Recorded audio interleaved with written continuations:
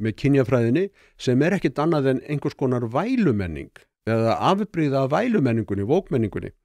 Það sem verið að væla yfir að karlar séu vondir og konur séu góðar og verið að reyna að breyta körlum í konur. Það er þetta sem að ég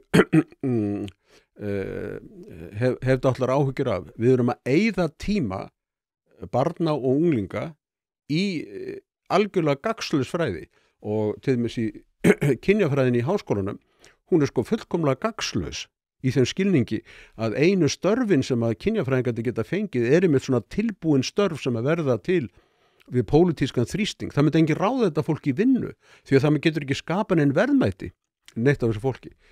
Ólíkt því sem með læknana og verkfræðingarna og aðra slíka. Og almennt held ég að við erum að sjá núna kreppu þeirra tveggja stofnana þjóðfélagsins sem vinstrimennir hafa lagt undir sig, sem eru fjölmiðlarnir og háskólarnir. Þakka þér kærlega fyrir að hlusta á þennan stutta bút. Þú getur nálgast þennan þátt og allt efni hlaðvarpsins Ein pæling á pardus.is/einpæling.